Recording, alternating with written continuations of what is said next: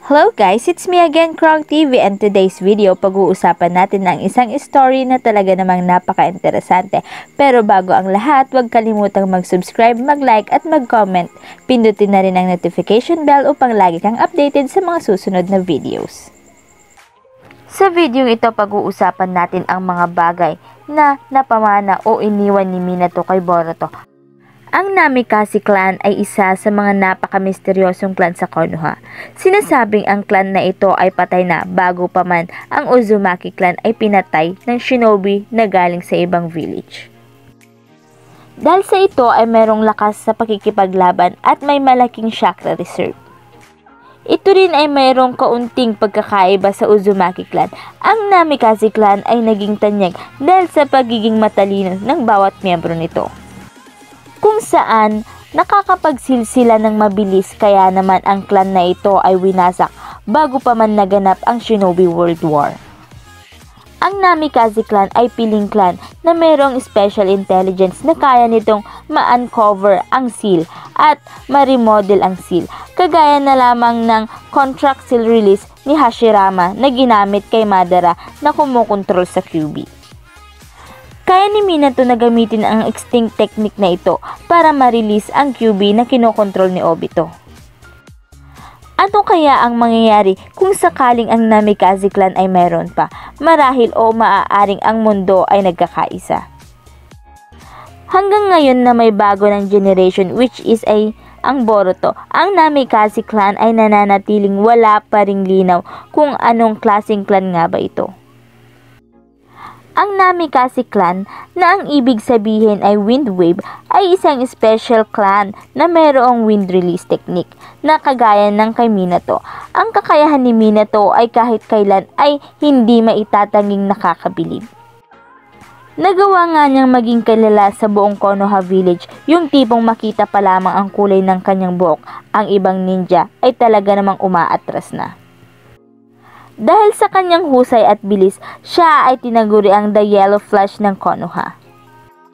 Kahit ang kapatid ni Killer Bee ay alam o witness sa tinataglay na galing ni Minato Namikaze. Nagawa nga niyang ma-develop ang Hiraishin no Jutsu, kung saan dito siya ay naging pinakamabilis na shinobi during the war, at bukod pa dyan, na-develop din niya ang Rasengan nang hindi ginagamitan ng hand seal.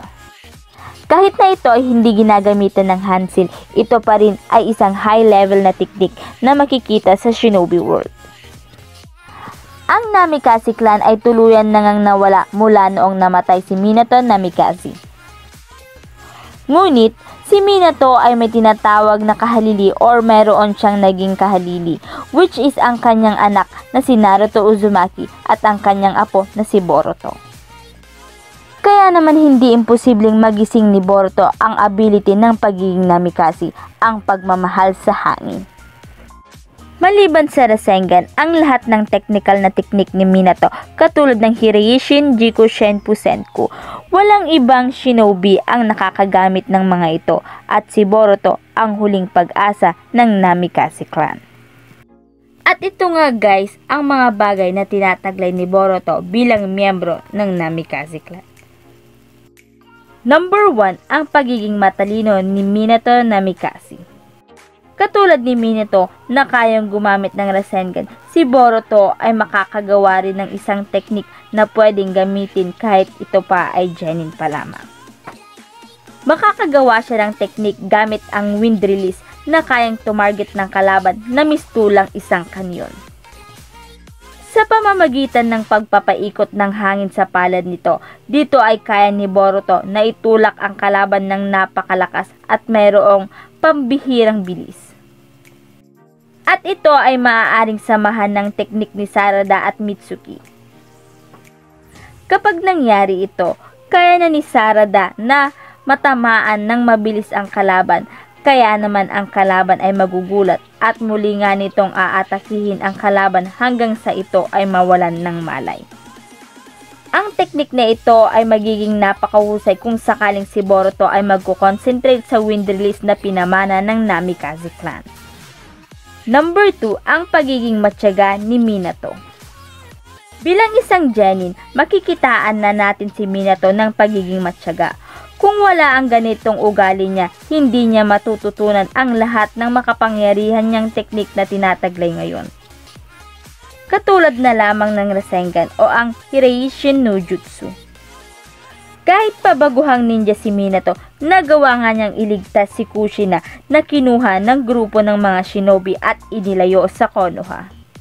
Dahil sa gusto nila si Kushina ang maging Jinchuriki, ang ganitong pag-uugali ay tinataglay ni Boruto na hindi sumusuko upang matuto ng bagong teknik. Number 3, ang Hiraishin no Jutsu. Ang teknik na ito ay isang time-space transfer technique na ginagamit o tinataglay ni Minato at ito ay ang unang dinevelop ni Tobirama Senju, ang ikalawang Hokage. Ang Hiraishin no Jutsu ay ang pinakamataas na technique in moving space and time ng mabilis o ito ay tinatawag na teleportation. Iba ito sa tinataglay ni Sasuke na Rinnegan o ang Jogan ni Boruto. Ang Hiraishin no Jutsu ni Minato ay may kaunting pagkakaiba sa Hiraishin technique ni Tobirama Senju. Dahil mula nung natutunan ito ni Minato, nakagawa siya ng kaunting development sa technique na ito. At ang Hiraishin technique ni Minato ay mas mabilis kaysa sa Hiraishin technique ni Tobirama. At dahil sa talinong taglay ni Boruto, magagawa niya ang ganitong technique. Number 4, ang Rasen Senku Churinbuku Sanshiki. Ito ay variation of Hiraishin technique. Gamit ang technique na ito, si Minato kasama ang clone nito ay makakapaghagis o makakaatake gamit ang special kunai sa palibot ng kumpol ng mga kalaban nito.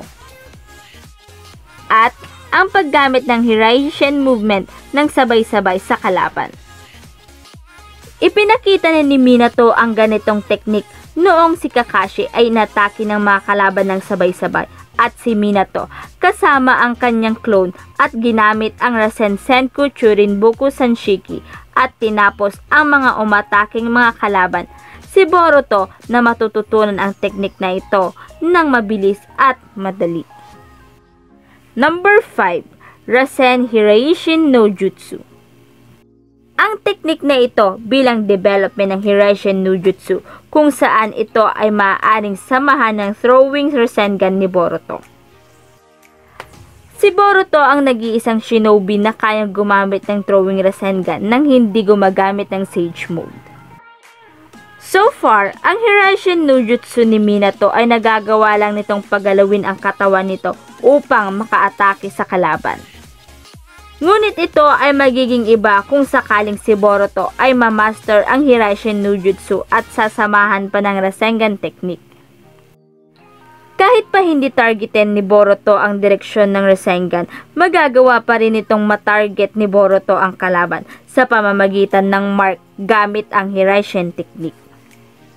Gamit ito, kung sakaling siya ay muling aatakihin ng Otsutsuki, hindi na niya kailangang matakot na baka ma-absorb ng Otsutsuki ang kanyang Rasengan dahil ang Rasengan na ito ay direct nang matatamaan ang katawan ng Otsutsuki.